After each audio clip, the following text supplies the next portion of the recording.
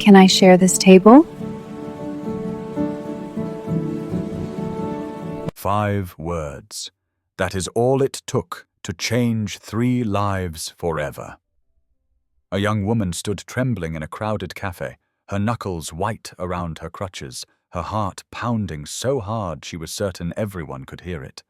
She wore a fitted red dress that hugged her curves elegantly, the kind of dress you wear when you are trying to feel brave, even though you are falling apart inside. Her blonde hair was pulled into a loose ponytail, and her brown eyes glistened with tears she refused to let fall. She had already been rejected twice. 2 tables, 2 polite but firm refusals. And now she stood before a single father and his 6-year-old daughter asking for the one thing she needed most in the world: a place to belong.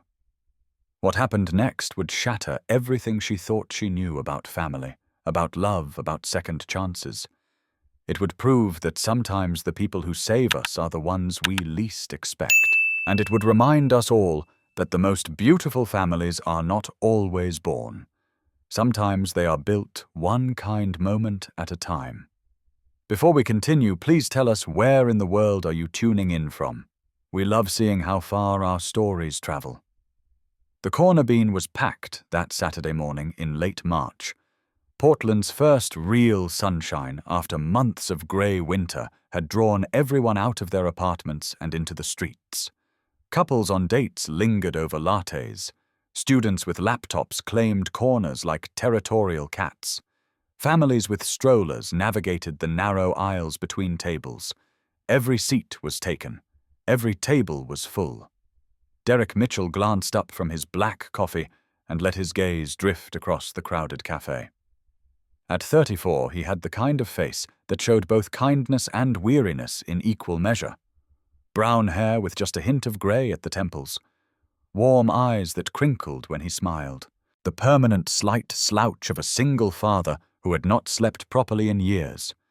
Across from him, his 6-year-old daughter Lily was in the middle of an animated story, her small hands gesturing wildly, her voice rising and falling with theatrical drama.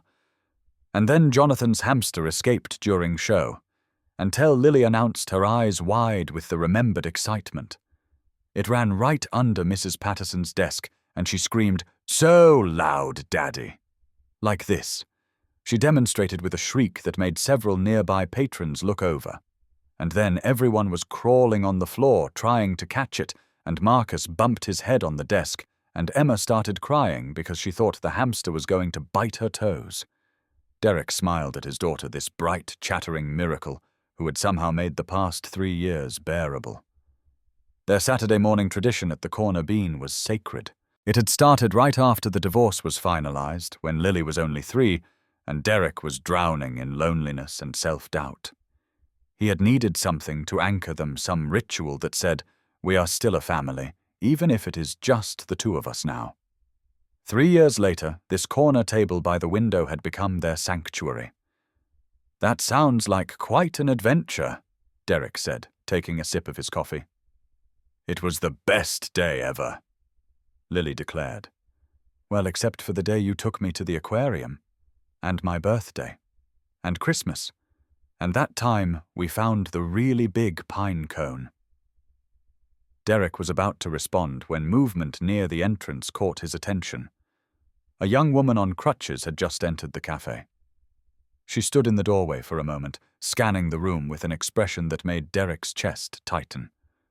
Desperation. That is what he saw on her face. Pure, barely contained desperation. She was striking even from across the room. Blonde hair catching the morning light. A fitted red dress that seemed almost too elegant for a casual Saturday morning, like she had gotten dressed for something important. But it was her eyes that held him. Even from this distance he could see they were searching for something. Searching for hope, and finding none. Derek watched as the young woman navigated through the crowded cafe, her crutches moving with practiced efficiency. She approached the first table near the door, where a couple sat close together, clearly on a date. Their heads were bent toward each other, coffee cups, forgotten hands intertwined on the table. The woman in the red dress spoke to them. Derek could not hear the words, but he could read her body language. Apologetic, hopeful, asking for something she clearly hated having to ask for. The woman at the table shook her head firmly, not unkindly, but definitively. The man did not even look up from his date. Derek saw the blonde woman nod, apologize, and turn away.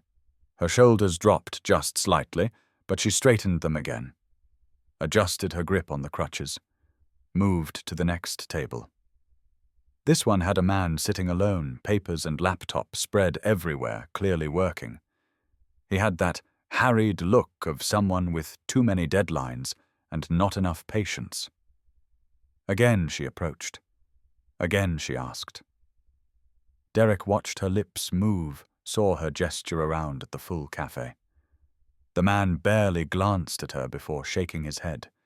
He waved a dismissive hand and returned to his laptop without another word. This time when she turned away, Derek saw something crack in her expression. Her lip trembled. She bit down on it hard, fighting for control. She tried a third table, a group of college students laughing and loud, taking up more space than they needed. One of them looked at her crutches, then exchanged a glance with his friends. Something uncomfortable passed between them. Another shake of the head. Another rejection. The woman in the red dress stood alone in the middle of the cafe now. "Daddy, are you even listening?" Lily's voice pulled him back. He blinked, realizing he had completely lost track of her story. "Of course, sweetie. The hamster escaped. That was like 5 minutes ago." Lily crossed her arms, her small face scrunching into an expression of 6-year-old indignation. "Now I am telling you about what happened at lunch when—" But Derek's attention had drifted again. He could not help it. The woman on crutches was standing frozen in the middle of the room, looking around sometimes with an expression that broke his heart. Lost. Alone. Like she was about to give up on something far more important than just finding a seat. The red dress that must have made her feel brave this morning now seemed like a spotlight on her isolation. Everyone in the cafe moved around her like water flowing past a stone. No one stopped. No one asked if she was okay. For a brief moment, their gazes met across the crowded space. Derek saw vulnerability there. He saw hope fighting against despair. He saw a deep, aching sadness that seemed to radiate from her very core. But he also saw something else. Determination. Even now, even after 3 rejections, she was not giving up. She took a deep breath, adjusted her crutches, and started walking toward their table. Each step seemed to cost her something. Derek could see the effort it took to keep her expression neutral, to hold back the tears that were clearly threatening to fall. She moved carefully between tables, apologizing when her crutches bumped a chair when she had to ask someone to move their bag. And all the while her eyes stayed fixed on Derek and Lily, on the one empty chair at their table, on her last hope. She reached their corner table by the window, and up close Derek could see she was even younger than he had thought. Mid-20s at most. Her face was pale beneath a careful application of makeup, and despite the elegant red dress and the way she held herself with practiced poise, she looked fragile, breakable. "Excuse me," she said softly. Her voice was steady, but Derek could hear the emotion trembling underneath, the effort it was taking to keep herself together. "I am so sorry to bother you. I know this is probably strange." She paused, swallowing hard. "But would you mind if I shared this table with you? The cafe is completely full, and I—" Another pause. Longer this time. Her eyes glistened with unshed tears. "I really need to be here today. It is very important to me." Derek did not hesitate. Not for a single second. He was on his feet before she finished speaking, pulling out the empty chair across from them. "Of course," he said, and he made sure his voice was warm, genuine welcoming. "Please sit. I am Derek, and this is my daughter Lily." The relief that washed over the young woman's face was like watching sunrise break through storm clouds. Her whole body seemed to sag with it, weeks or months of tension releasing all at once. "Thank you," she breathed. "Thank you so much." She settled carefully into the chair, propping her crutches against the wall beside her. Derek noticed she moved with the practiced efficiency of someone who had been using them for a long time. Not new to this, adapted to it. "I am Savannah," she said, looking at both of them. Her eyes were wet with tears that had not quite fallen. "Savannah Cole. I asked those other tables first, but they said they needed privacy. I was starting to think I would have to leave, and Her voice caught in her throat. "I really could not bear to leave without being here for a while." "We are happy to share our table," Derek said, settling back into his seat. "This place gets crazy when the weather is nice. First sunny Saturday in months, and everyone in Portland decides they need coffee at the same time." Lily, who had been watching the exchange with wide, curious eyes, leaned forward across the table. "We come here every single Saturday," she announced proudly. "It is our special tradition. I always get hot chocolate with extra whipped cream." She held up 2 fingers to emphasize the double extra. "And Daddy gets boring black coffee." She wrinkled her nose at Derek's mug. "Do you like hot chocolate?" Savannah smiled, and despite the sadness that clung to her like a second skin, the smile reached her eyes. It transformed her face, made her look younger, softer. "I love hot chocolate," she said. "That sounds perfect for today." A server appeared at their table, and Savannah ordered coffee and a croissant. Her hands were still trembling slightly as she pulled out her wallet, but her voice was steadier now. The simple act of sitting down, of being accepted, seemed to have grounded her somehow. As the server left, Lily launched into conversation with the enthusiasm only a 6-year-old could muster. "I am in 1st grade," she announced. "My teacher is Mrs. Patterson, and she has a hamster in our classroom named Cheeto because he is orange and fluffy. He escaped today during show and tell, and it was so exciting." "Do you have any pets?" "I do not right now," Savannah said, her fingers wrapping around her coffee cup when it arrived like she was trying to absorb its warmth. "But I used to have a cat named Luna." She was grey with white paws. "That is such a pretty name," Lily exclaimed. "Luna means moon in Spanish. My friend Maya taught me that. Her family speaks Spanish at home." Savannah's smile widened. "It does. That is exactly why I named her that." Derek found himself relaxing as they talked. There was something about Savannah, despite the sadness she carried. She listened to Lily with genuine interest. She asked follow-up questions about school, about Cheeto the hamster, about Lily's best friend when she mentioned her. She laughed at the funny parts of Lily's stories, apt at the dramatic moments. She was present, fully engaged, treating his 6-year-old like she was the most interesting person in the room. It had been a long time since Derek had seen someone connect with Lily so naturally. Since the divorce, most women he encountered seemed unsure how to interact with his daughter. They were either overly sweet in that performative way that children can always detect, or they treated her like an obstacle to getting to know Derek. But Savannah was not performing. She was not trying to impress anyone. She was just here, just listening, just being kind. And Derek found himself wondering what had happened to her, what pain she was carrying beneath that elegant red dress.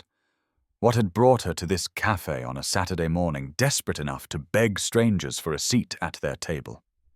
They had been sitting together for about 15 minutes when Savannah carefully set down her coffee cup. Her expression shifted gratitude mixing with something deeper, more painful. "I want to tell you both something," she said quietly. Her voice was barely above a whisper, and Derek had to lean forward to hear her over the cafe's ambient noise.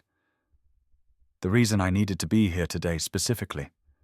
She paused, and Derek saw her hands tremble around the cup.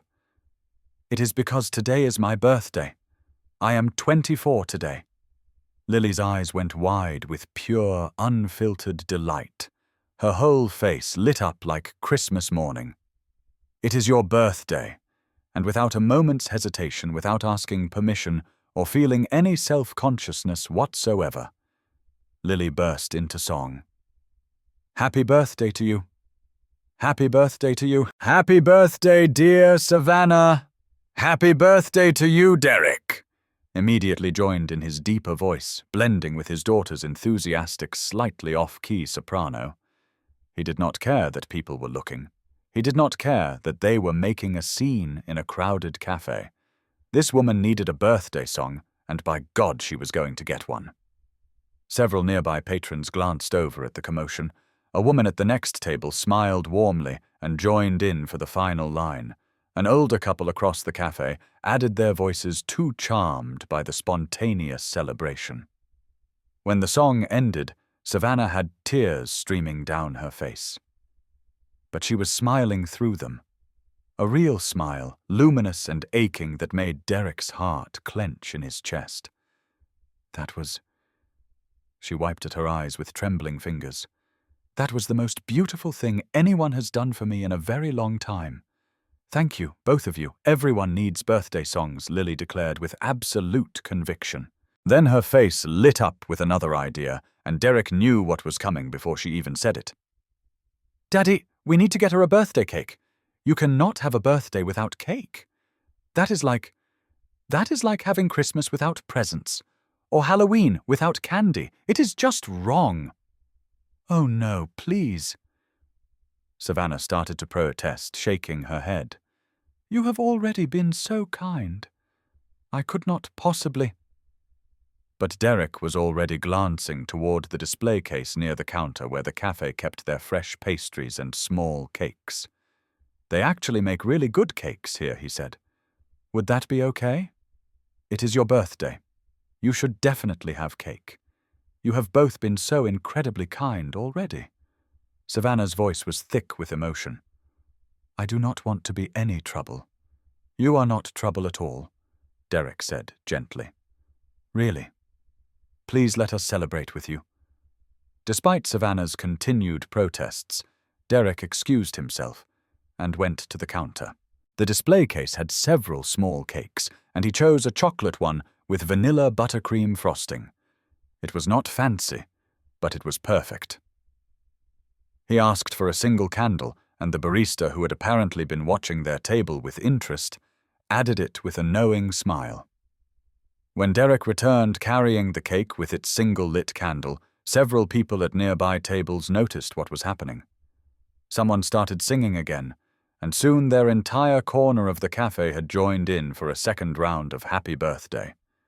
Savannah closed her eyes. Derek watched her lips move silently, making a wish. What was she wishing for? What did a woman who came to a cafe alone on her birthday, desperate just for a seat at a table, wish for when she blew out her candle? She blew out the flame. A small ripple of applause spread through the space. Strangers celebrating a stranger connected for just this moment by the simple magic of human kindness. "Okay, birthday girl gets the first piece and the biggest piece," Lily announced, taking charge of the cake distribution with serious authority. "That is the rule. Daddy, you have to cut it right." As they shared the cake, something shifted in the atmosphere. The sweetness of the moment, the unexpected kindness from strangers, seemed to crack open something in Savannah that had been locked tight. Derek could see it happening. The walls she had built around herself were crumbling piece by piece with every bite of birthday cake. And then she began to speak. "This cafe..." Savannah began, her voice barely above a whisper.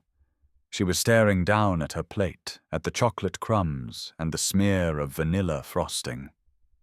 "This was my family's place. Our Saturday morning tradition. Exactly like yours."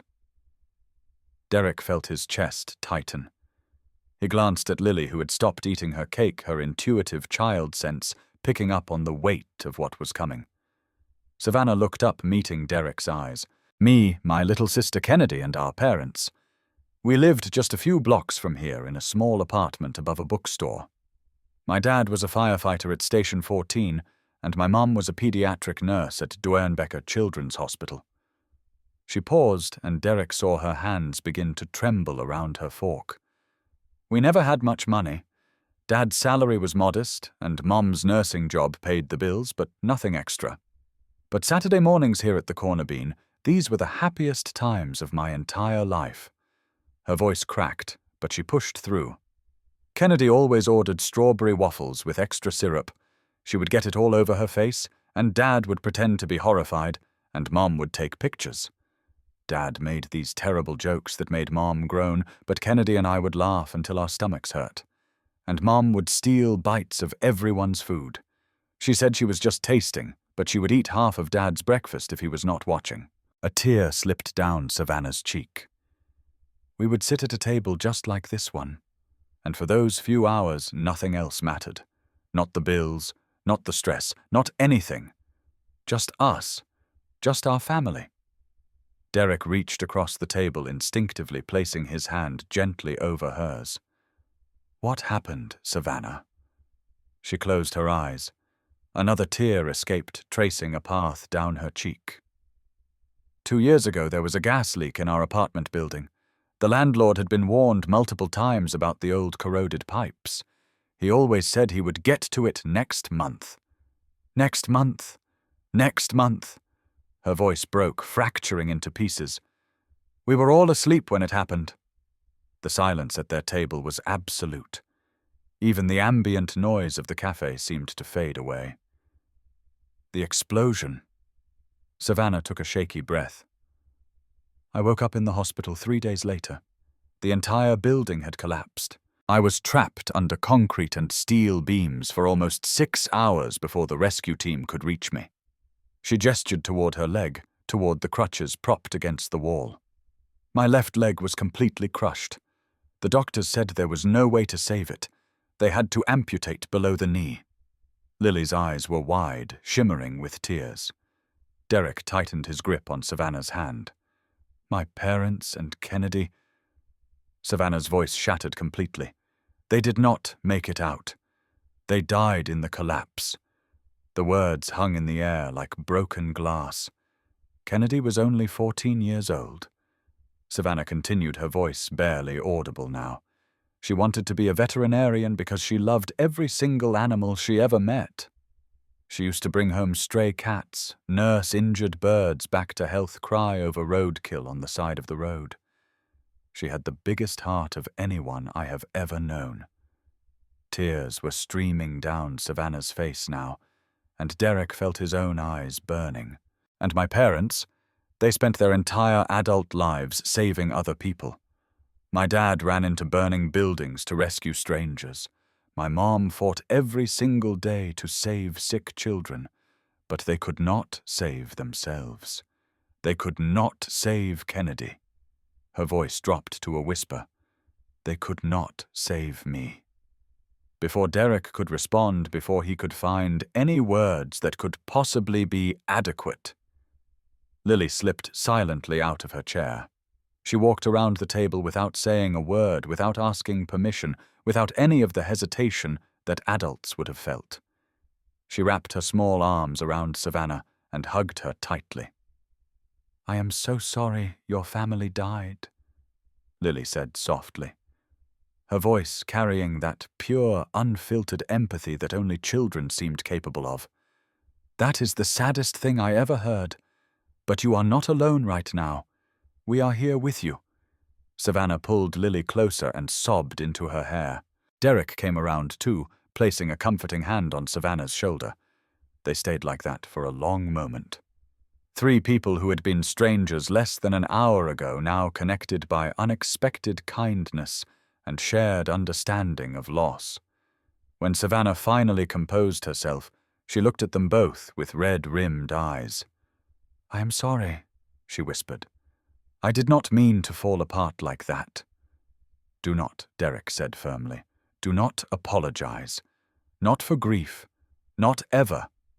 Savannah wiped her face with a napkin, taking several shaky breaths to steady herself. The other patrons in the cafe had politely returned to their own conversations, giving them privacy to process the moment. "I live with my aunt now," Savannah said quietly up in Vancouver, Washington. "She took me in after I got out of rehab for my leg." She stared down at her hands. "She has been kind in her own way, but it does not feel like home. Nothing feels like home anymore." Derek nodded slowly, understanding more than she knew. After his divorce, his own apartment had felt like a stranger's space for months, like he was just visiting his own life. "Today is my birthday," Savannah continued, "and all I wanted was to come back here to this cafe to feel close to them again. This was where we were happiest. I thought if I could just sit here at one of these tables, maybe I could feel like they were not completely gone." She looked around the cafe, her gaze landing on different tables, different corners. "But when I got here and saw how crowded it was, I almost left. I almost just turned around and went back to Vancouver and spent my birthday alone in my room." She looked at Derek, and fresh tears welled in her eyes. "And then you said yes. You let me sit here. You sang to me. You got me cake. You made me feel like I mattered on a day when I felt completely alone in the world." "You do matter," Lily said with absolute certainty, still standing beside Savannah's chair like a small guardian. "And you are not alone. You have us now." Derek smiled at his daughter's pure heart. She had inherited that from her mother, that immediate, uncomplicated compassion. It was one of Chelsea's best qualities, even if their marriage had not worked out. "She is right," Derek said. "You do not have to be alone today." He thought about their plans for the afternoon. Nothing special, just their usual Saturday routine. But maybe Savannah needed that. Maybe she needed ordinary more than extraordinary right now. "We were planning to go to the park after this," he said. "Nothing fancy, just our usual Saturday. Lily likes the swings, and I usually bring a book. You are welcome to join us if you would like." Savannah looked surprised. "Are you sure I do not want to intrude on your time together?" "You are not intruding," Derek said. "We would like you to come." "Really?" "Please," Lily added, her eyes wide and hopeful. "We can show you the best swings. And there is this tree that is really good for climbing, but Daddy will not let me climb it because he says it is too high, but it is not that high, and maybe if you are there he will let me, because there will be 2 grown-ups to catch me if I fall." Savannah let out a small laugh, surprised out of her by Lily's rapid-fire logic. "How can I say no to that?" They spent the rest of that afternoon at Laurelhurst Park. Lily played on the swings, while Derek and Savannah sat on a bench nearby, talking in the way people do when they sense a connection that feels both surprising and inevitable. "How long have you been doing the Saturday morning tradition?" Savannah asked, watching Lily pump her legs higher on the swing set. 3 years now," Derek said. "Since my divorce was finalized." He paused, surprised at himself. He did not usually talk about his divorce with people he had just met, but something about Savannah made honesty feel natural. "Lily was 3 when her mom and I split up." "I am sorry," Savannah said softly. "That must have been hard."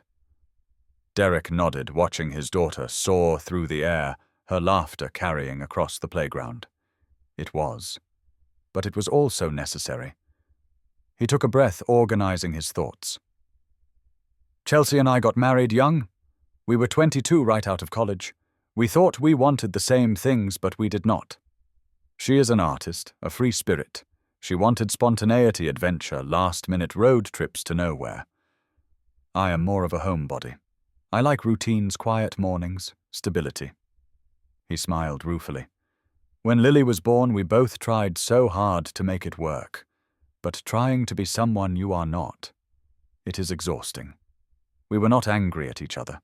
We just fell out of love gradually, like colors fading in the sun." "That sounds harder than anger," Savannah observed. It was Derek admitted, because there was no one to blame, no betrayal, no dramatic fight, just the sad realization that loving someone is not always enough if you want fundamentally different lives. Savannah was quiet for a moment, processing. Where is she now? Seattle. She is a curator at a gallery up there. She visits twice a month and calls Lily regularly. The divorce was amicable. We did mediation instead of lawyers. I got primary custody because my teaching job is more stable, and Lily needed that consistency. You are a teacher. Derek smiled. Middle school art. It is chaos and creativity and hormones all mixed together. But I love it, art teacher Savannah said, and something lit up in her eyes. That is perfect. You have that energy. Patient, observant, creative. Derek felt warmth spread through his chest at her words. And what about you? He asked. You mentioned graphic design earlier. Savannah nodded. Freelance. I work from home, which has been good since the amputation. She said the word matter-of-factly without flinching. I had to completely relearn my workflow. I used to pace around my apartment while brainstorming sketch standing up at an easel. Now I do most of my work sitting using a tablet. It took months to adapt, but I got there. That is incredibly resilient, Derek said. Savannah shrugged. I did not have much choice. It was adapt or give up, and I had already lost everything else. I was not going to lose my career, too. They discovered more connections as the afternoon wore on. Both loved hiking, though Savannah had not been on a trail since the accident. Both preferred indie films to blockbusters. Both thought the smell of Portland after rain was the best smell in the world. Both loved bookstores with creaky floors and coffee shops with mismatched furniture. When evening came and they finally parted ways in the parking lot, they exchanged phone numbers. Thank you for today, Savannah said, her eyes still a bit puffy, but genuinely happy for the first time. You and Lily, you turned what I thought would be the loneliest, most painful birthday of my life into something beautiful. I will never forget this. Same place next Saturday, Derek asked, surprising himself with how much he hoped she would say yes. Savannah's face lit up. I would absolutely love that. The texts started that night. Derek was sitting on his couch after putting Lily to bed, half watching a documentary he had seen before, when his phone buzzed. Savannah wrote, Thank you again for today. I cannot stop thinking about how kind you both were to a complete stranger. Derek smiled and typed back. Derek wrote, You are not a stranger anymore. You are our friend. And friends do not thank friends for birthday cake. It is in the Friendship Handbook, page 47. Savannah wrote, I will have to read that handbook more carefully. Derek wrote, It is a thrilling read, right up there with assembly instructions and tax forms. Savannah wrote, Ha! Now I definitely have to find a copy. They texted back and forth for another hour. Nothing profound. Just the comfortable getting-to-know-you conversation of two people who had somehow skipped past the awkward stages and landed directly in friendship. Derek learned that Savannah's favorite color was green, that she hated mushrooms but loved truffle oil, which she admitted made no sense, that she had once wanted to be a marine biologist but discovered she got seasick on boats, that she still sometimes talked to Kennedy before she fell asleep telling her about her day. Savannah learned that Derek's guilty pleasure was reality cooking shows, that he had never traveled outside the United States but dreamed of seeing Italy someday, that he secretly kept every drawing Lily made for him in a box under his bed, that he still had dreams about his ex-wife sometimes, but they were always friendly, like she was just visiting his subconscious for coffee. When Derek finally looked at the clock, it was past midnight. Derek wrote, I should probably sleep. Work tomorrow. Savannah wrote, Me too. Thank you again, Derek, for everything. Derek wrote, See you Saturday. Savannah wrote, I will be there. That night, Savannah fell asleep without crying for the first time in months. The following Saturday, she arrived at the Corner Bean wearing a nervous smile. But the moment Lily saw her through the window, she squealed with delight and ran to the door to meet her. Miss Savannah. Miss Savannah, I made you something. She thrust a piece of paper into Savannah's hands. It was a drawing done in crayon of 3 stick figures sitting at a table. One had yellow hair. One had brown hair. One was small with pigtails. Above them in careful, wobbly letters, Lily had written "Our Table." Savannah's eyes filled with tears. The good kind. And just like that, it felt like she had always been part of their Saturday tradition. The weeks turned into months, and Savannah became woven into the fabric of Derek and Lily's life so naturally that later neither of them could quite remember what Saturdays had been like before her. 1 month in, they started expanding beyond the corner bean. Trips to Powell's City of Books, where they would get lost in different sections and text each other ridiculous book titles they found. Found one, Derek would type. How to Goodbye. Depression if you constrict anus 100 times every day. That cannot be real. Savannah would text back. I am literally holding it right now. Section F, 3rd shelf from the bottom. She would find him minutes later, and they would stand in the aisle, laughing until other customers gave them dirty looks. Lily would run from section to section, pulling books off shelves with wild abandon building towers of picture books and begging Derek to read just the first page, please, Daddy. It has a talking dog. Movie nights at Derek's apartment became routine too. After Lily went to bed, Derek and Savannah would argue good-naturedly about plot holes and character motivations. There is no way he survived that fall, Savannah would insist. It is a comic book movie. People survive things. It was a 40-story building with convenient awnings. They would debate until one of them started laughing, and then the other would join in, and the movie would play forgotten in the background while they talked about everything and nothing. 2 months in, Savannah started attending Lily's school events. She stood next to Derek at the first-grade art show, taking photos like a proud aunt, exclaiming over Lily's finger-painted masterpiece of what was allegedly a rainbow, but looked more like a cheerful explosion. It is beautiful, Savannah said seriously, crouching down to Lily's level. Tell me about it. Lily launched into a detailed explanation of her artistic vision, and Derek watched Savannah listen with genuine attention, asking follow-up questions, treating his 6-year-old's creative process with the same respect she would give a professional artist. His heart did something complicated in his chest. 3 months in, Savannah started teaching Lily to draw. They would sit at Derek's kitchen table with colored pencils spread everywhere, Savannah guiding Lily's small hand to make cartoon characters and animals. The secret to drawing eyes, Savannah explained patiently, is that they are not really circles. They are more like almonds. See, Lily would try her tongue poking out of the corner of her mouth in concentration. Like that perfect you are a natural. Derek would watch from the kitchen pretending to do dishes, but really just soaking in the scene. The 2 blonde heads bent together over the paper, the soft murmur of Savannah's instructions, Lily's giggles when she made a mistake. Savannah's encouragement that made even the mistakes feel like successes. Late at night, after Lily was asleep and Savannah had gone home, Derek would lie in bed staring at the ceiling. He noticed things now. The way Savannah's nose crinkled when she laughed. The way her eyes lit up when she talked about design, about color theory, about the projects she was working on. The way her hand felt when it accidentally brushed his, reaching for the same coffee cup. One afternoon in early June, they were sitting in a different coffee shop, not the Corner Bean, somewhere new, when Derek had his moment of clarity.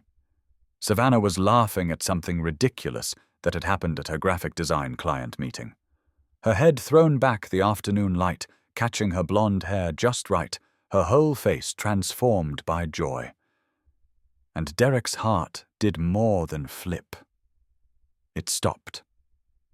He was falling in love with her. Maybe had been for a while.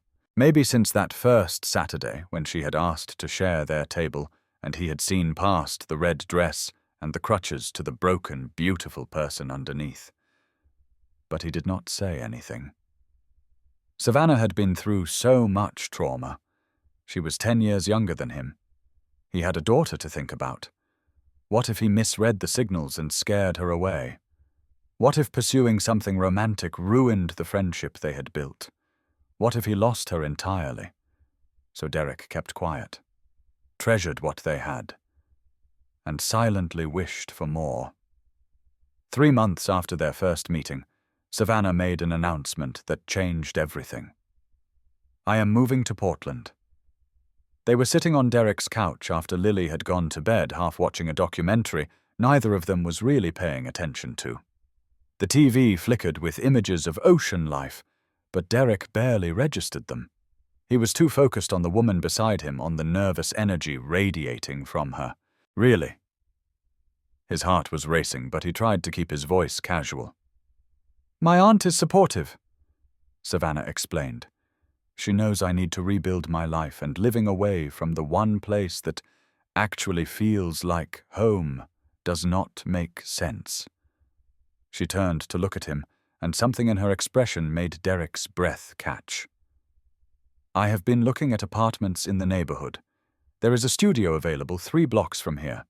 3 blocks from the corner bean. 3 blocks. Walking distance. No more hour-long drives from Vancouver. No more planning visits around traffic and weather. She would just be here. Part of their everyday life."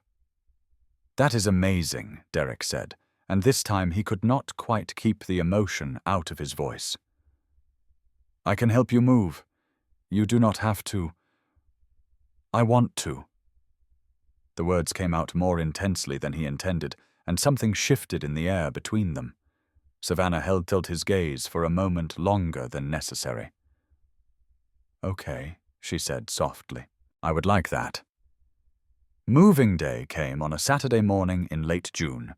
Derek recruited a few of his teacher friends, Mark from the English department, who had a truck, Jennifer from math, who was surprisingly strong for someone so small, David from PE, who could carry a couch by himself. They carried boxes up 3 flights of stairs. Savannah's studio apartment was small, but full of natural light, with big windows that overlooked a quiet street lined with trees. Derek assembled furniture, while Jennifer hung pictures. Mark got lost trying to figure out where the bathroom was in a 400-square-foot apartment. Savannah ordered pizza for everyone, and by the end of the day, her space felt like home. Photos of her family lined the bookshelf. Her design equipment was set up in the corner. The red dress she had worn that first day hung in the closet like a talisman. After the others left, Derek stayed behind to help with the last few boxes. "I cannot believe I actually did this," Savannah said, looking around at her new home. 6 months ago, I could not imagine leaving my aunt's house. I could not imagine having a life again.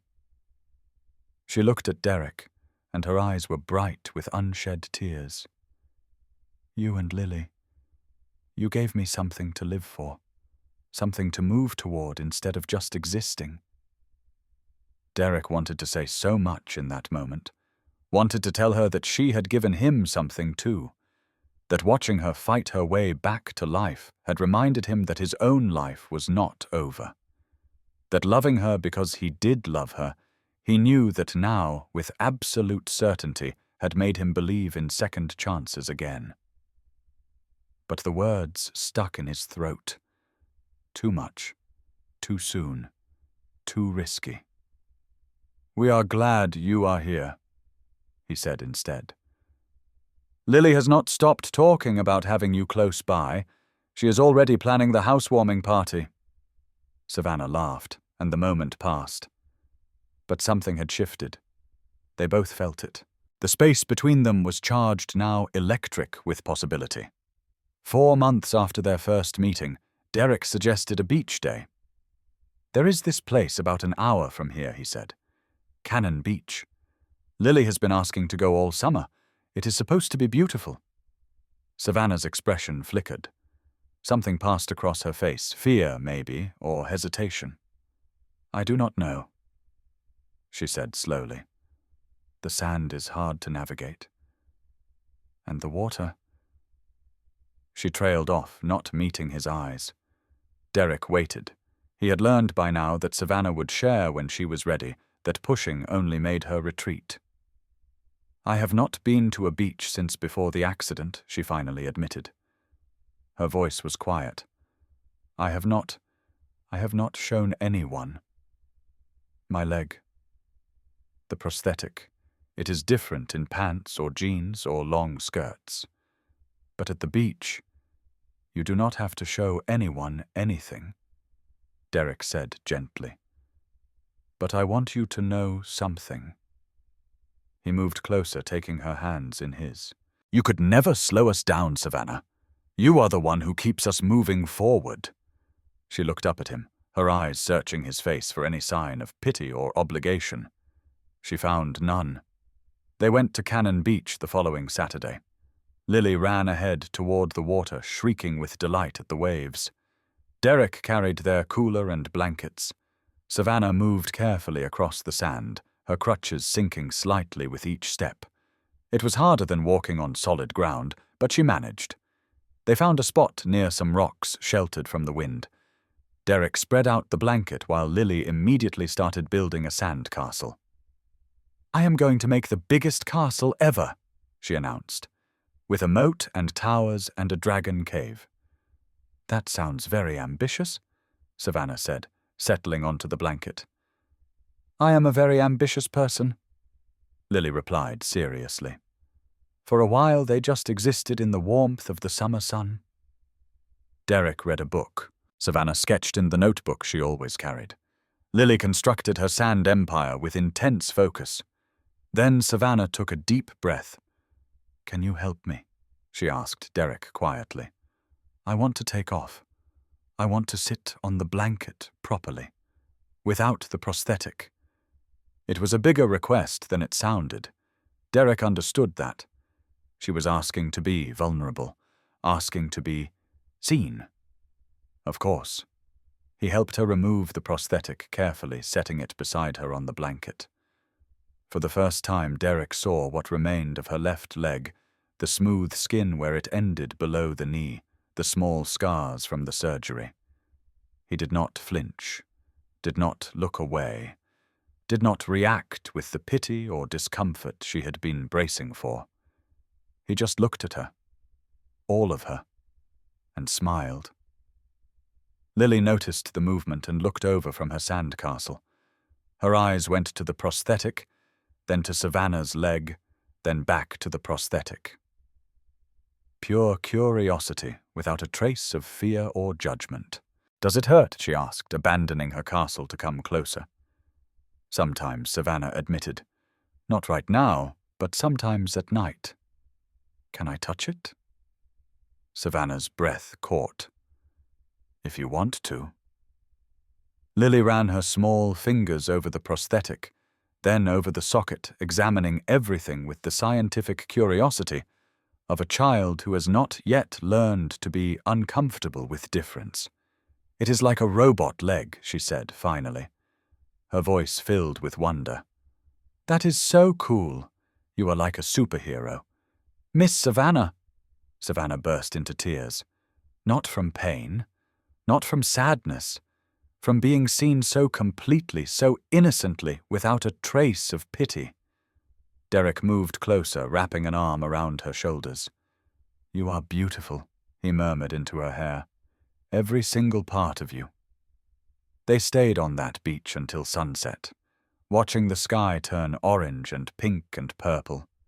Lily fell asleep against Savannah's shoulder, exhausted from sandcastle construction. Derek sat close enough that his arm pressed against hers, and for the first time since the accident, Savannah felt whole. 4 months after that first Saturday at the Corner Bean, everything Derek had built came crashing down with a single phone call. It was a Tuesday evening in early August. Derek was at his kitchen table grading student artwork from the summer program he taught. Lily sat nearby, coloring with fierce concentration, her tongue poking out like it always did when she was focused. His phone rang. The name on the screen made his stomach clench. "Chelsea Mitchell," he answered quickly, stepping into the living room for privacy. "Hey, Chelsea, is everything okay?" "Yes, actually." His ex-wife's voice was bright, energized in a way he had not heard in years. "I am calling with good news. I got a job offer at the Portland Art Museum, a curatorial position with a path to senior curator within 2 years. It is exactly what I have been working toward, Derek. And it means I would be moving back to Portland." Derek's hand tightened on the phone. "You are moving back here. I am planning to." "Yes?" Chelsea took a breath. "I have been thinking about it for a while now. Even before this job came up, I have regretted not being more present in Lily's life. Seeing her twice a month is not enough. I want to be a real mom to her, not just a visitor. This job is the perfect opportunity." "That is—" Derek struggled to process. "That is great, Chelsea. Lily would love to see you more often. There is something else I wanted to talk to you about." Her voice softened, and something in Derek's chest went cold. "I have been doing a lot of therapy lately, a lot of self-reflection." She paused. "I have been thinking about us, about our marriage, about what went wrong." "Chelsea." "Hear me out," she said quickly. "We were so young when we got married. We let stress and our differences pull us apart. But maybe we gave up too quickly. Maybe with some time and growth and maturity, we could try again. Not immediately, but eventually." Derek felt like he could not breathe. "Think about it," Chelsea continued. "A real family for Lily. Both her parents together giving her the stability and love she deserves. She is 7 now. She understands things. She would be so happy, Derek." The words hit him like physical blows. I do not know what to say." "You do not have to say anything right now. I know it is a lot. Just think about it, okay? For Lily's sake, if nothing else." After they hung up, Derek sat frozen on the couch, his mind spinning in circles. Chelsea wanted to try again. Chelsea wanted to be a family. 3 years ago, he would have given anything to hear those words. 3 years ago, he had spent months hoping she would change her mind, come back, make them whole again. But 3 years ago, he had not known Savannah. Daddy Lily's voice pulled him back. She was standing at the doorway, her coloring forgotten. "Was that Mommy?" "Yes, sweetheart. Is she coming to visit soon?" Derek took a breath, trying to steady himself. "Actually, Mommy might be moving back to Portland for a new job." Lily's face exploded with joy. "Really? Mommy is coming back here?" She bounced on her feet, her whole body vibrating with excitement. "That is the best news ever!" She ran to Derek, throwing her arms around him. "Oh, Daddy, this is so great. I can see her all the time now.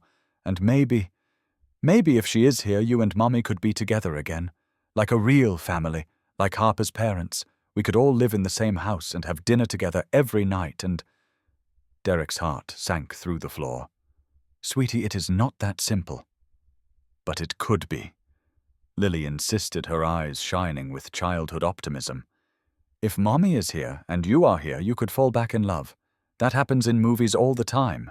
And then we would be a real family, and I would not have to go back and forth, and I could have both my parents together forever." Derek looked at his daughter's hopeful face and felt something crack inside him. How could he explain? How could he tell a 7-year-old that love was not like the movies? That people did not just fall back in love because it was convenient, that he had already given his heart to someone else? "We will talk about it more later." "Okay," he said weakly. "It is almost bedtime." But Lily was too excited to sleep. She chatted about her parents getting back together all through teeth brushing, all through pajamas, all through her bedtime story. "I am going to pray for it every night," she announced as Derek tucked her in. "Every single night until it happens." Derek kissed her forehead, turned off the light, and closed her door. Then he stood in the hallway and let himself fall apart. That Saturday at the Corner Bean, Savannah knew something was wrong the moment she saw Derek's face. He was distracted, quiet, barely touching his coffee. His eyes kept drifting to the window like he was looking for an escape route. "Hey," she said gently, after Lily had skipped off to look at the pastry display. "What is going on? You seem a million miles away." Derek sighed, rubbing his face with both hands. "Chelsea called. She got a job offer in Portland. She is moving back." "Oh." Savannah felt something shift in her chest. That is good, right? Lily will get to see her more often?" Yeah, it will be good for Lily." He did not meet her eyes. "Is there something else?" Savannah asked carefully. Derek hesitated. How could he tell her? How could he explain that his ex-wife wanted to try again, that his daughter was dreaming of her parents reuniting, that he felt like he was standing at a crossroads with no good options? "Just a lot of changes coming," he said finally. "A lot to figure out." Savannah nodded slowly, but something in her expression had shifted. She did not push for more. What Derek did not know was that later that afternoon, when he stepped away to take a phone call from his sister Lily, told Savannah everything. Guess what? Miss Savannah Lily's voice was practically vibrating with excitement. She had climbed onto the chair next to Savannah, her eyes bright with secrets she could not contain. "What is that, sweetheart?" "My mummy is moving back to Portland." Lily bounced in her seat, and I told Daddy that maybe they could fall back in love and we could all be a real family together. Is not that the best idea ever? Savannah felt something crack inside her chest. That would be really wonderful for you, Lily," she managed to say. Her smile felt frozen on her face, painted on. "I really hope it happens."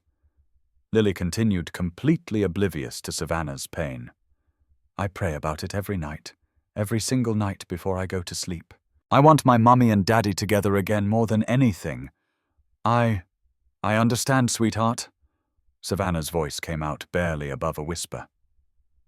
"Daddy has been kind of sad lately," Lily confided. "I think it is because he misses Mommy. But now that she is coming back, he will not have to be sad anymore. And you can still come visit us. You can be like an aunt or something." "An aunt?" "Not family, not part of them, just a visitor. Someone on the outside looking in." "That sounds nice," Savannah heard herself say. "I would like that." But inside she was shattering. Of course, Derek would want his family back together. Of course he would choose to give Lily what she so desperately wanted, both her parents under one roof, a complete family unit. What could Savannah possibly offer that would compare to that? She was just some broken girl who had stumbled into their lives at a cafe. A woman with one leg and no family who had asked to share their table because she had nowhere else to go. She had no right to stand in the way of Lily getting her intact family. And Derek, he had never indicated he saw her as anything more than a friend. She had been foolish to let herself fall in love with him, foolish to imagine he might feel the same way. When Derek returned from his phone call, Savannah plastered on a smile and pretended everything was fine. But that night, alone in her studio apartment, she lay awake, staring at the ceiling while Portland rain drummed against her window. She looked at the photos of her family on the bookshelf. Mom, Dad, Kennedy, all gone, all unreachable. "What do I do?" she whispered to the empty room. No answer came. Over the next 2 weeks, Savannah slowly began disappearing from their lives. It started small, cancelling movie night because she was swamped with a freelance deadline, missing Saturday coffee because she was not feeling great. Rain check. Derek tried not to worry at first. People got busy. People got sick. It did not mean anything.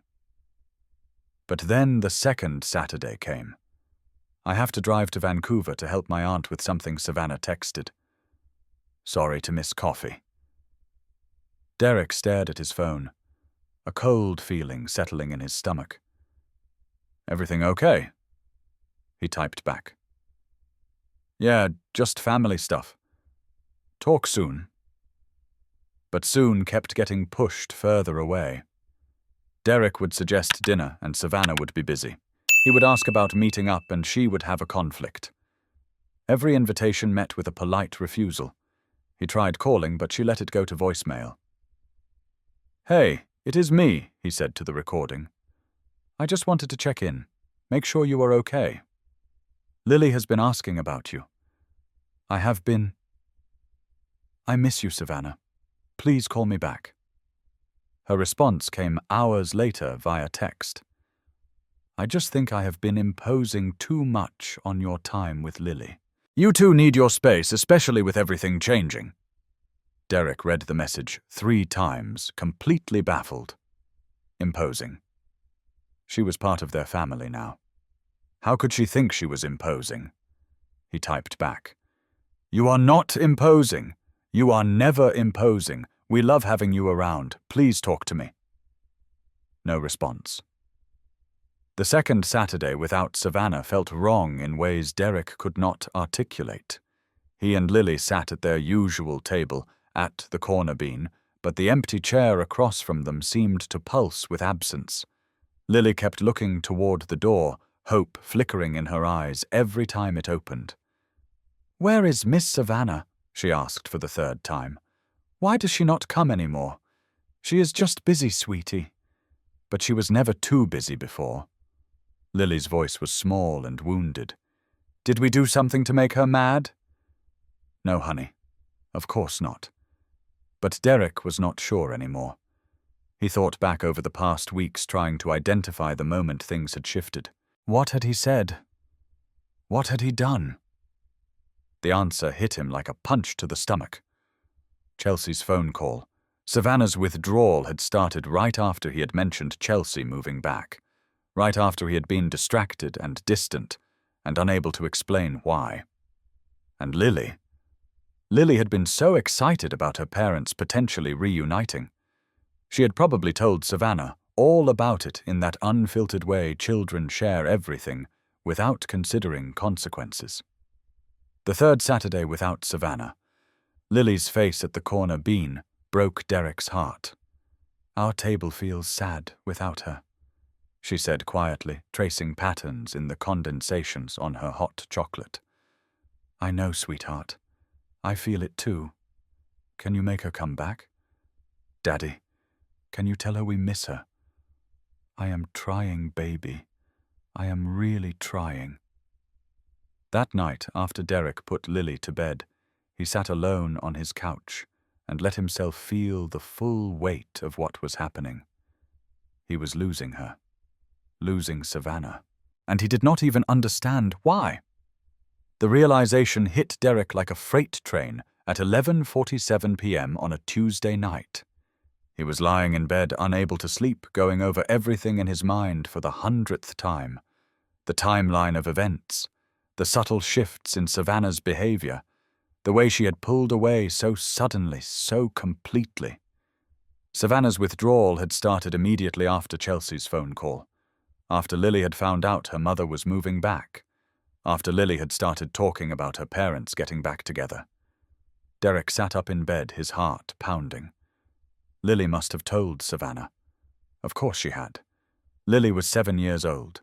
She had no filter, no sense of what should and should not be shared. She would have told Savannah everything with all the innocent enthusiasm of a child who did not understand the implications. And Savannah, sweet, selfless, traumatized, Savannah would have heard that this little girl she loved was praying every night for her parents to reunite.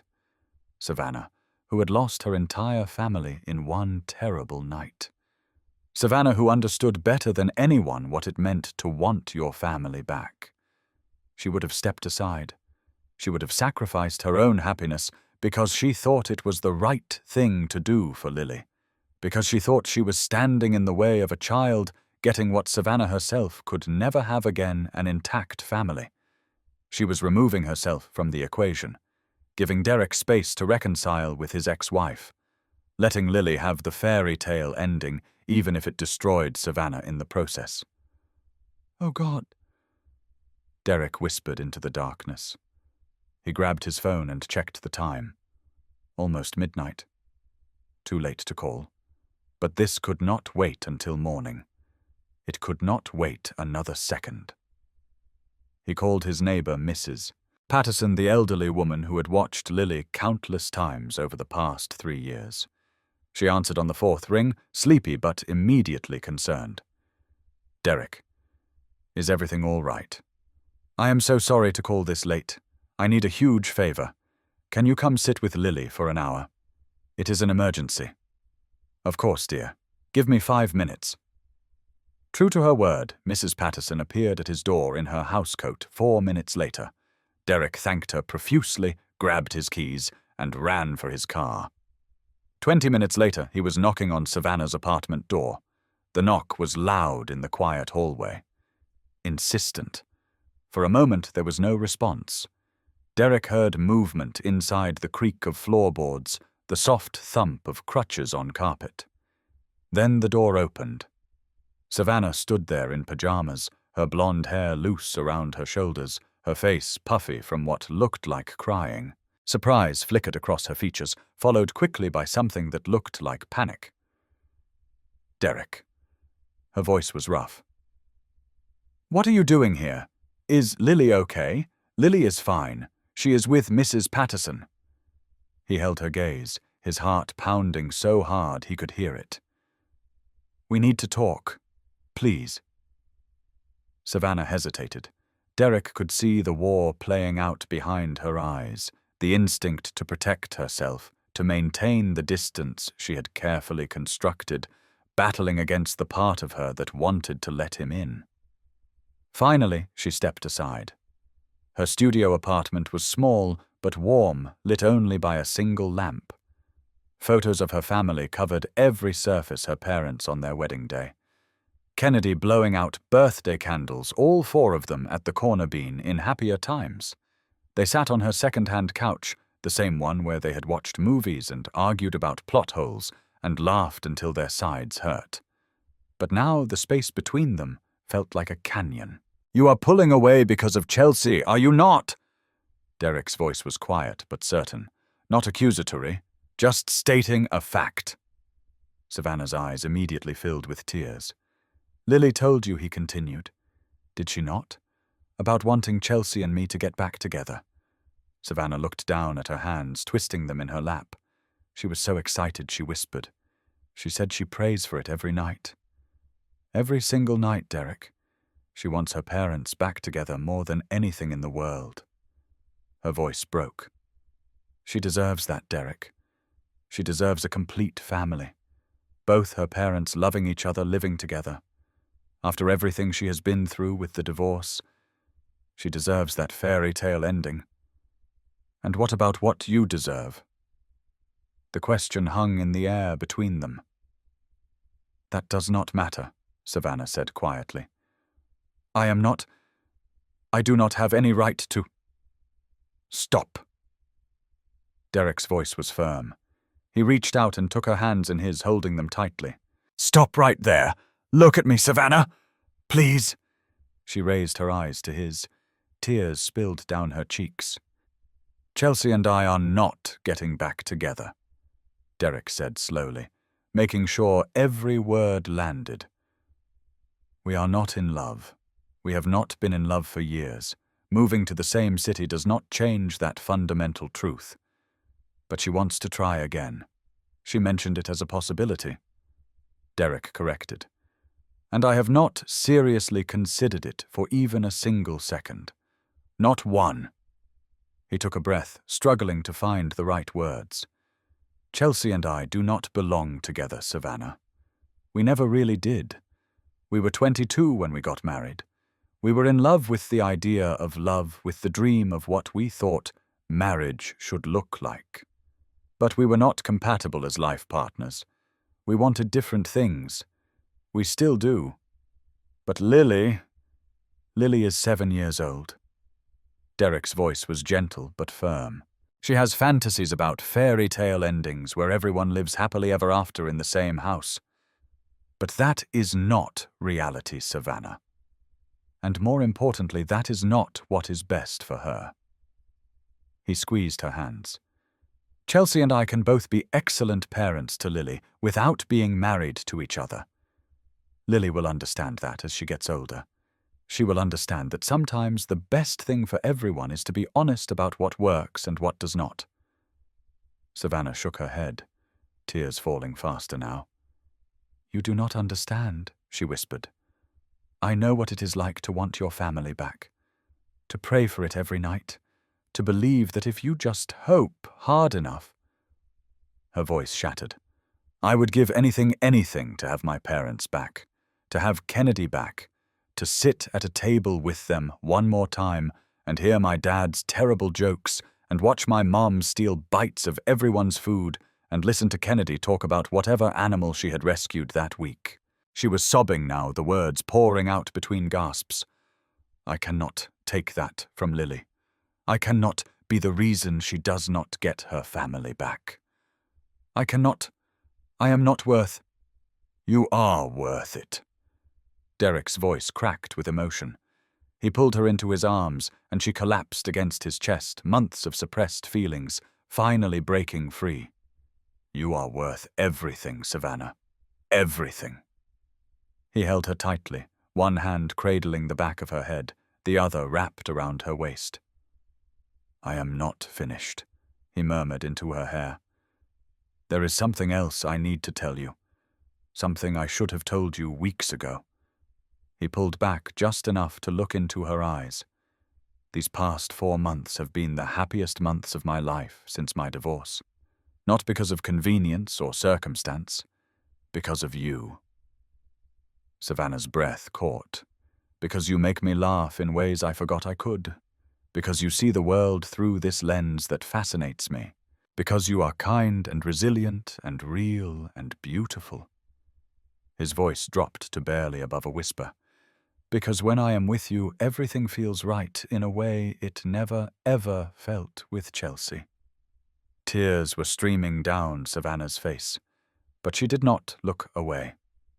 You are not standing in the way of anything, Savannah. You are not an obstacle to my family. Derek cupped her face in his hands.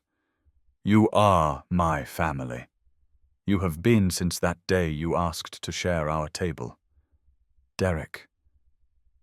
Lily loves you. She asks about you every day. She drew you into her picture of our family, Savannah. Not as a visitor, as one of us. He took a shaky breath. And I love you. The words hung in the air, electric and terrifying and true. I am in love with you. I have been for weeks, maybe months, and I hope you might feel the same way. For a long moment, Savannah just stared at him. Then she let out a sound that was half laugh, half sob. I do, she whispered. I have been falling in love with you since you sang Happy Birthday to a complete stranger and made her feel seen for the first time in 2 years. She pressed her forehead against his. But I was so scared. I thought I was being selfish. I could not let myself hope that you... Derek kissed her. It was soft and gentle and full of months of unspoken longing, full of all the words he had been too afraid to say, and all the feelings she had been too afraid to feel. When they pulled apart, both of them were crying. You are allowed to hope. Derek murmured, his hands still cupping her face. You are allowed to want things. You are allowed to be loved, Savannah. You are allowed to be happy. I love you, she said, and the words came out like they had been waiting years to be spoken. I love you so much, and I love Lily. Her voice wavered. But I am scared. Of what? Of messing this up, of you realizing I am not enough, of Lily resenting me for not being her mother, of losing everything again, of... Derek kissed her again, cutting off the spiral of fears. You are enough, he said firmly when they parted. You are more than enough, and we will figure everything out together. Chelsea moving back, the new custody arrangement, all of it. But please, his voice cracked, please do not pull away from us again. Do not leave us. We need you. Savannah clutched his shirt like a lifeline. I will not leave, she promised. I am so sorry. I tried to. I am so sorry. You do not have to apologize. He kissed her forehead, her cheeks, her eyelids. You were trying to do what you thought was right. That is who you are. That is one of the reasons I love you.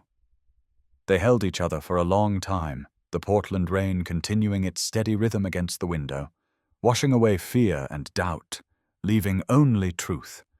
The next morning, Derek sat Lily down at their kitchen table for the most important conversation of their lives. It was early. Sunlight streamed through the windows, catching the dust motes floating in the air. Lily was still in her pajamas, eating toast with jelly that was somehow getting on everything except the bread. Sweetie, I need to talk to you about Mummy moving back to Portland. Lily looked up, her eyes bright with hope. Is she here already? When do I get to see her? Derek took a breath. This was going to be harder than he thought. Not yet. She is still getting everything organized. But I need to tell you something important, okay? I need you to really listen. Lily nodded, suddenly serious. She could tell from his tone that this was grown-up talk. Mommy and Daddy both love you more than anything in the world. You know that, right? I know Daddy. And Mommy wants to move here so she can see you much more often. That is wonderful. You are going to get to spend lots of time with her. But, Lily prompted, hearing the word hanging unspoken. Derek reached across the table and took her small hands in his. But Mommy and Daddy are not getting back together. Lily's face crumpled. The hope that had been shining in her eyes dimmed like a candle in the wind. But why, she whispered. If she is here, if you are both here, you could try.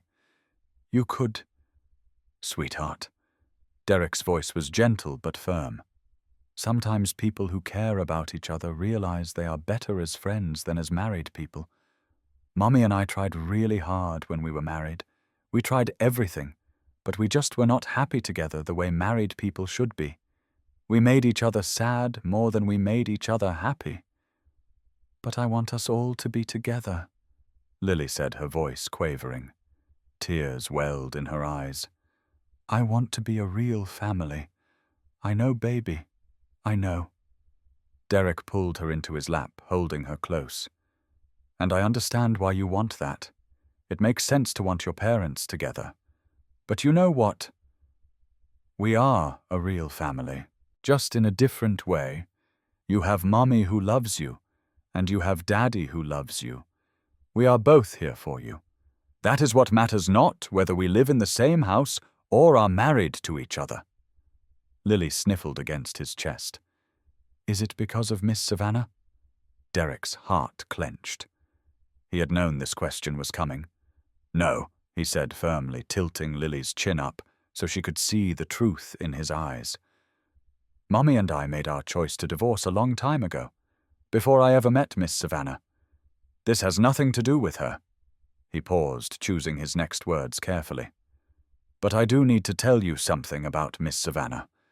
Lily waited, her small face streaked with tears. I love her, sweetheart. Not just as a friend, but the way grown-ups love each other when they want to be together. To his surprise, Lily's expression softened. Like boyfriend and girlfriend. Yes, exactly like that. Lily was quiet for a long moment, her 7-year-old mind working through complex emotions. I like Miss Savannah, she said finally. She is really nice. And you smile a lot when she is around. You laugh more. Derek felt tears prick his own eyes. I do smile more when she is around. Can she still come to Saturday coffee with us? Always, sweetheart, always. Lily nodded slowly, then climbed further into Derek's lap and hugged him tightly. I still wish you and Mummy could be together, she said honestly, her small voice muffled against his chest. But I guess if you are happy with Miss Savannah, that is okay too. Derek held his daughter and let the tears fall. 6 weeks later, Chelsea moved back to Portland. They worked out a new custody arrangement over coffee at a neutral cafe, not the Corner Bean. That place belonged to Derek and Lily and Savannah. Chelsea would have Lily every other weekend and one weeknight for dinner. It took some adjustment, but it worked. The first time Chelsea came to pick up Lily from Derek's apartment, she met Savannah. After Lily ran excitedly to pack her overnight bag, the two women stood somewhat awkwardly in the doorway. Chelsea was exactly as Savannah had pictured, tall, artistic, with paint-stained fingers and expressive eyes. So Chelsea said, and her expression was hard to read. "You are Savannah." "I am." Savannah's heart was racing, but she kept her voice steady. "I want you to know I am not trying to replace you. You are Lily's mother. I would never—" "I know," Chelsea interrupted, and to Savannah's surprise, she smiled. It was genuine, reaching her eyes. "Lily talks about you constantly. Miss Savannah taught me this. Miss Savannah said that. I can tell she loves you." Chelsea glanced back toward the apartment where Derek was helping Lily pack. "I thought I wanted to try again with him," she admitted quietly. "But the truth is I was lonely. And I confused wanting to be a better mum with wanting to be his wife again. Those are two different things." She looked back at Savannah. "I am actually glad he found you. You make him happy in ways I never could." Tears sprang to Savannah's eyes. "Take care of them," Chelsea said softly. "Not just Derek. Lily, too. They are both pretty special." "I will," Savannah promised. "I absolutely will." Over time, Chelsea and Savannah developed a respectful co-parenting relationship built on their shared love for Lily. There were awkward moments and adjustments, school events, holidays, birthday parties, but they navigated them with grace, always putting Lily first. 8 months after that first meeting at the Corner Bean, Derek made his move. It was a Saturday morning, their usual time. Sunlight streamed through the cafe's windows, painting everything gold. The familiar smell of coffee and pastries filled the air. The same patrons occupied the same tables they always did. But today was different. Lily was wearing her best dress, the green one, with the little white flowers that Savannah had helped her pick out. She was practically vibrating with barely contained excitement, her small body unable to hold still. She had known about the plan for weeks. Derek had asked her permission before buying the ring, explaining what it meant, making sure she understood and approved. "You want to marry, Miss Savannah?" Lily had asked, her eyes wide. "I do. But only if you are okay with it, because if I marry her, she becomes part of our family officially. She would be your stepmom." Lily had considered this with the gravity of a Supreme Court justice weighing a constitutional question. Would she still come to Saturday coffee every week? Would she still teach me to draw whenever you want? Would she still make the funny faces that make me laugh? "I certainly hope so." Lily had nodded decisively. "Okay, Daddy, you can marry her." Now the moment had finally arrived.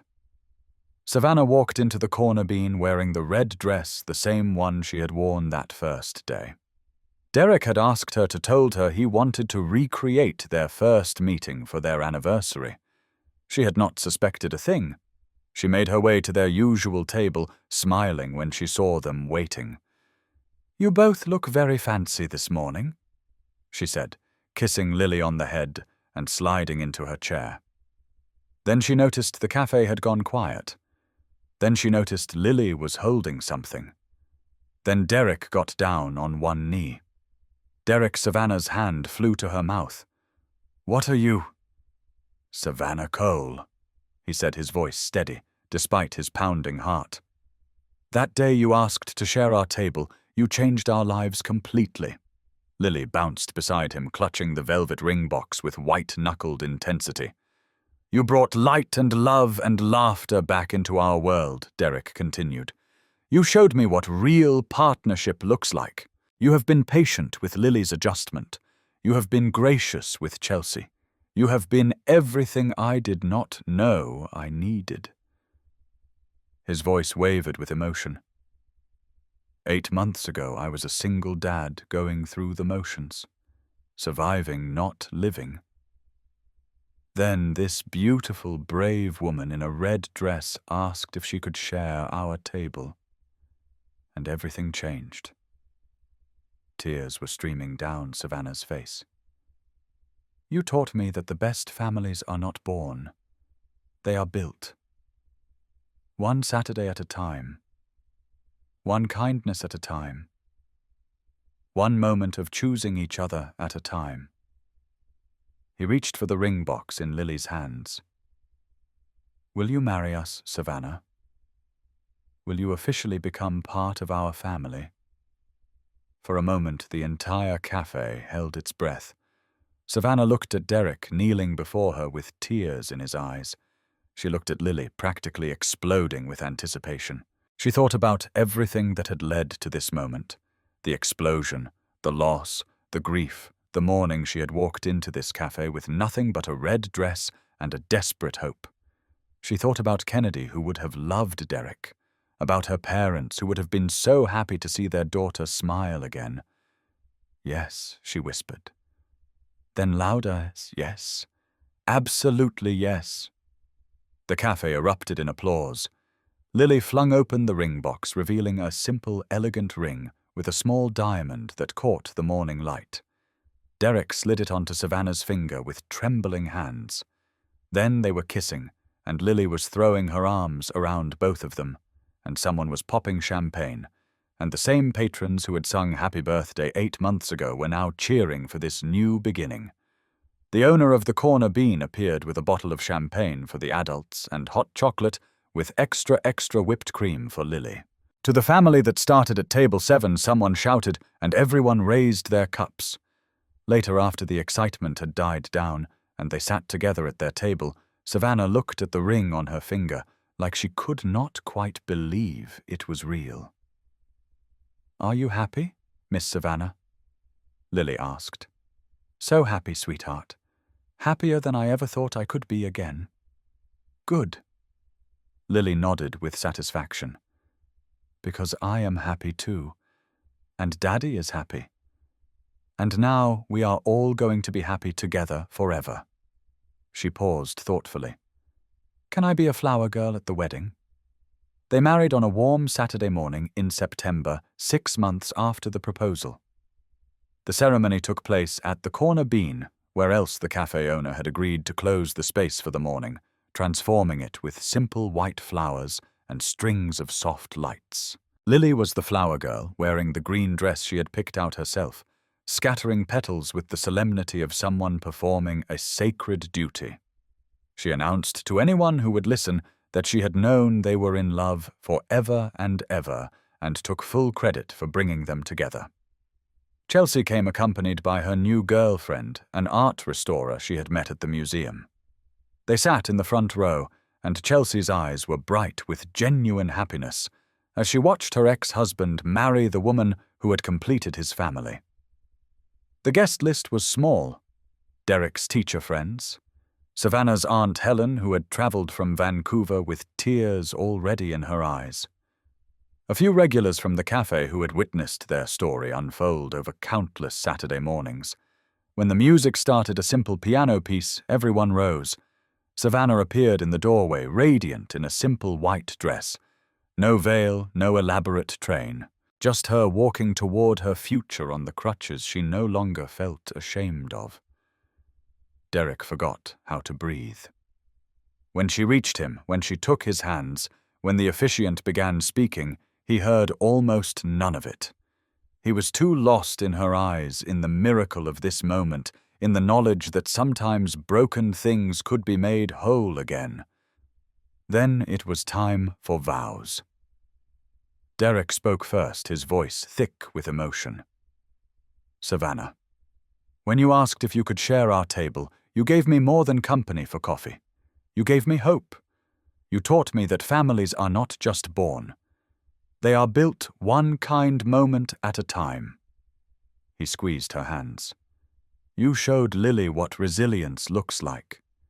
You showed me what love should feel like. You made us both believe that second chances are real. Tears streamed down his face, but he did not care. I promise to always make room at our table for you, to celebrate every birthday like it is the most important day of the year, to remind you every single day that you are exactly where you belong.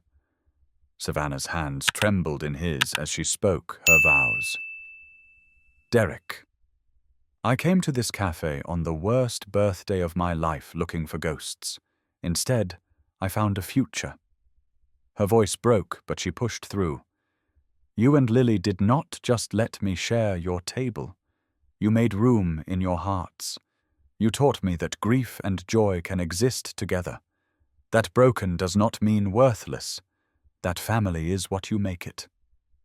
She looked at Lily standing beside them, her small face shining with joy. I promise to love you both with everything I have, to honor the family you have welcomed me into, and to never forget that the best things in life start with one simple question. She smiled through her tears. Can I share this table? When they kissed, the small gathering erupted in cheers. Lily jumped up and down, and somewhere in the crowd someone started singing fittingly, Happy Wedding Day to you. Everyone laughed through their tears. They cut a small chocolate cake with vanilla buttercream frosting, the same kind from that first birthday. Savannah closed her eyes and made a wish, the same wish she had been making for months. Gratitude. As they danced their first dance in the narrow space between table, Savannah rested her head on Derek's shoulder and whispered, Thank you for saying yes. Thank you for asking, he whispered back. And Lily, watching her dad and her new stepmom dance, leaned against Chelsea and said, Mommy, did you know that sometimes fairy tales are real? They just do not look like the ones in books. Chelsea kissed the top of her daughter's head. You are absolutely right, sweetheart. Sometimes they look exactly like this. 1 year after the wedding, they returned to the corner bean for their Saturday tradition. But now, instead of 3 chairs at their table, there were only 3 because Savannah sat in Derek's lap more often than not, and Lily had declared she was too old for booster seats now, Daddy. Some things had changed. Lily was 8 now, and she called Savannah Mom when she wanted to, her choice, after months of adjustment. Every time she said it, Savannah's heart still skipped. Chelsea had remarried too to the art restorer. They had moved into a beautiful house in northeast Portland, and Lily had 2 homes now, both filled with love. But the important things remained the same. The corner bean. Saturday mornings. Their corner table by the window. Savannah looked around the cafe at the same tables where her family had once sat, where she could almost see them if she closed her eyes. Dad with his terrible jokes. Mom stealing bites. Kennedy with her strawberry waffles and her huge heart. But instead of only grief, there was gratitude now. They had led her here to this table, to this family. She carried them with her always. What are you thinking about? Derek asked softly, watching her expression. Everything she said, everyone who brought me here. She placed her hand on her stomach, a gesture that had become habit over the past few weeks. Derek noticed. His eyes widened. Savannah. Are you... She nodded, tears springing to her eyes. I found out yesterday. I wanted to tell you here, where it all started. Derek's face transformed with joy. He pulled her close, kissing her forehead, her cheeks, her lips. A baby, he whispered. We are having a baby. Lily looked up from her hot chocolate, confused. What is happening? Why is everyone crying? Derek and Savannah looked at each other, then at their daughter. How would you feel? Savannah asked carefully about being a big sister. Lily's scream of joy could probably be heard 3 blocks away. As chaos erupted at their table, Lily bouncing Derek, crying other patrons, looking over with confused smiles. Savannah thought about the red dress hanging in her closet, the one she had worn that first day when she had been brave enough to ask one simple question. She had never imagined it would lead her here, to a husband who loved her completely, to a daughter who had chosen her, to a new life growing inside her, to a family built from broken peace and Saturday mornings and endless cups of coffee. Sometimes she thought the bravest thing you can do is ask for what you need, and sometimes the kindest thing someone else can do is say yes. Their story started with a birthday song and a slice of cake, with a woman brave enough to ask for what she needed, with a single father kind enough to say yes, with a little girl whose pure heart saw past crutches and scars to the person underneath. It started with one simple truth. Sometimes all it takes is making room at your table for someone who needs a place to belong. Friends, if this story touched your heart the way it touched mine, if it reminded you that family is not about blood, it is about who shows up, please do not just watch and walk away. Hit that subscribe button and join our channel family for more heartwarming tales. Drop a heart in the comments if you believe broken people can build beautiful things together. And share this with someone who needs to remember that the person who saves us is often the one we least expect. Because sometimes, friends, the best moments in life start with one simple question. Can I share this table? Thank you for sharing this table with us.